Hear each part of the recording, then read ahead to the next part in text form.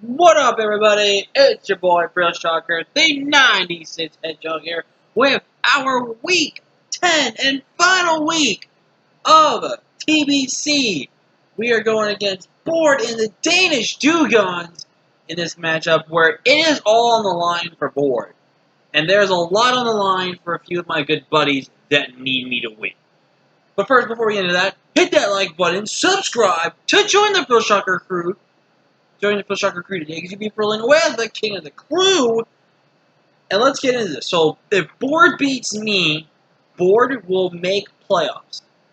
If Board loses to me by a good amount of differential, then my boy Revan and Jake can make the playoffs. But they have to hope that Penguin, who we faced off, loses. If Penguin loses, and Revan has, look at, Penguin loses, Jake makes it. However, if Penguin loses and Revan, by a miraculous way, and I don't mean that in a disrespecting way, if he wins 6-0 in his last game, he guarantees the 8th spot. So, 8th spot mostly comes down to Penguin, Jake, a.k.a. Lord Ixie, if you guys didn't know who he was, and then Revan. If Penguin wins, Penguin makes playoffs. Pure and simple as that. And I get a rematch versus Penguin. And Penguin actually might be a little more scary this time. Because he'll actually know what to prep for with my team. If Penguin loses, again, Revan has to 6-0, but then Revan doesn't want to reface my team. But if Jake wins, then I have to rematch. So basically, my opponent that I will be facing will either be Penguin, Jake, or Revan in the first round of playoffs. And if I'm going to be completely honest, I would rather face Jake. No, I would rather face Penguin or Revan over Jake, because Jake's team is just stupid. It's really hard to prep for and counter. It's really, I mean, we were able to win conflict, but we got lucky. We got lucky because of some mods were thick in that time. So we need to get a little lucky there. But yeah, I'm actually hoping Penguin wins or Revan can win a 6-0, because that will guarantee me not like an easy first win, but a more comfortable matchup that I feel more confident. So yeah. But we're gonna stop talking about the future. Let's get into right here, right now. We are going to get Board again. Board wins though. Board will win. I clinch second seed or first seed, depending on differential, because Cammy has to play his mean Week 10 match, so it depends on that. But if Cammy does lose, I make first seed, by the way. And I guess I kind of spoil it first seed. I guess I was playing on hypothetical stuff in my head. But we are technically tied as of right now with first seed with Cammy. The only thing that's breaking the tie is differential. If Cammy loses and I win this, I'm guaranteed first seed no matter what. And I honestly hope we win this game, because first seed will be the first time I've ever made first seed playoffs. I know we had, before the channel got recreated, there was APA, Infinity, but for me, that didn't feel like the season I went. I did go undefeated when I took over the team and went 10-2, but the thing was, a good few of those games were forfeits, and that didn't make me feel proud. I would rather have a season where I feel proud of my team than doing anything else. So, there is that. So, enough talking, enough rambling. Let's get into the battle. Week 10, Thriller versus Board, TBC. So, I'm going to go ahead. I went up, left by ROTOMS here. I'm going to go free Volt Switch right up here. And in comes the Clefable, which is definitely telling me that is Fizz Def Clef, not Spit Def Clef, which was definitely something I was expecting him to want to go with. He's actually going to reveal the softball, and he actually revealed Magic Guard to me straight off, which is so huge, which actually tells me that he's pretty much a Life Orb variation of Clef, or he's running like a berry, a berry of some sort. As you see, we did Heavy Slam. Oh, excuse me. And there was no Berry activator or anything like that, which is actually pretty funny that he didn't have the Berry with Magic Guard. But he didn't have any way to really hurt my team now. But he was a little more offensive, but it was definitely probably just 2 attacks. He was probably one of the standard sets. I'm going to go for the Heavy Slam, knowing that, and he's actually going to predict that, which is good on his part. And he does not reveal leftovers on this. He goes for the Volt Switch, And at this point in time, I am believing that this Rotom Wash is choiced in a choice scarf based off of its damage.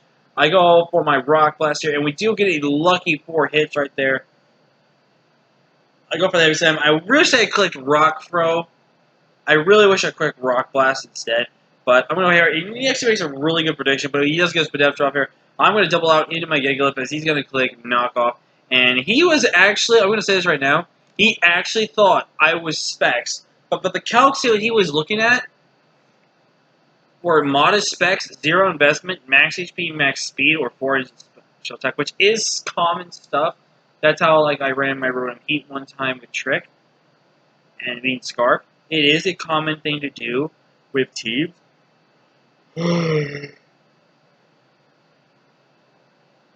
So that is very common.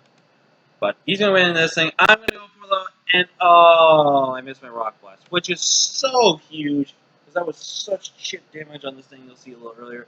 But he also got rid of my knockoff. I couldn't bring you guys weakness policy Gigalith now. I was so sad. But he's going to give me Porygon Z, which I luckily do land this time. And Z's going to go down. And that was actually really big for us right there. That Z just went down.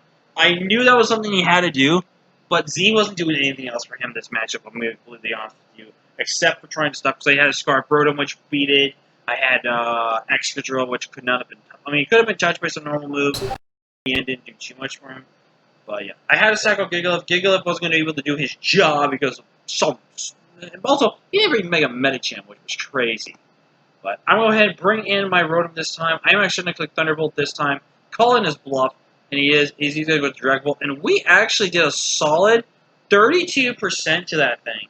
Which definitely tells me that he was definitely offensive than any type of... Because there are options of running defensive variations of Dragon Ball here.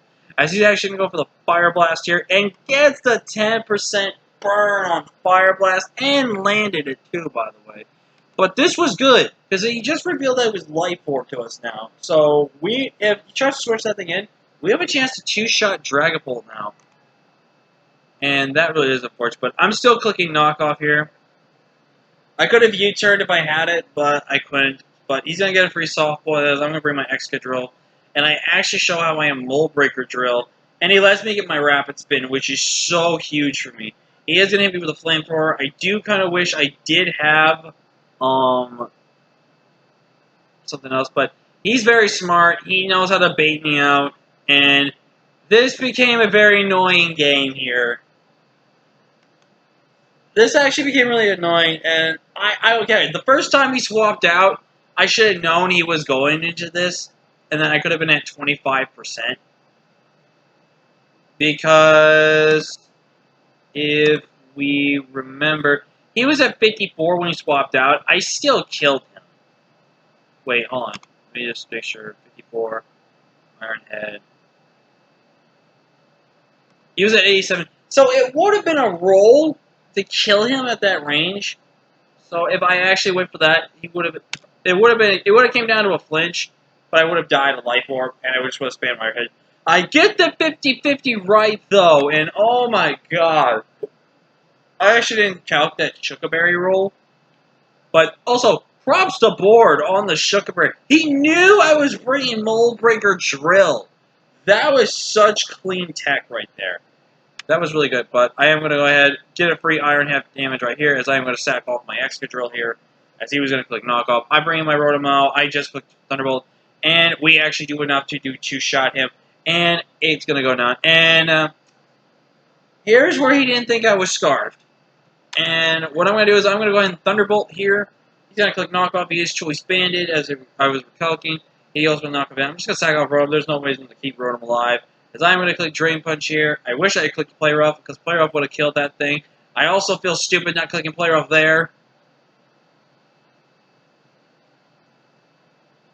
As I click Play Rough, he actually lives on 3%, and I just Shadow Sneak, and basically the game is not... It comes down to him landing, but I'm going to Shadow Sneak again, as he crashes, and he's going to kill my Mimikyu. I go into Mandibuzz, and he unfortunately misses the crash, which sucks. But yeah, that's it, guys. We win TBC Week 10. We are now 9-1. hopefully tonight we finish first overall or not. But that is it for me, guys. Like, comment, share, subscribe. I'll see you guys later. Peace.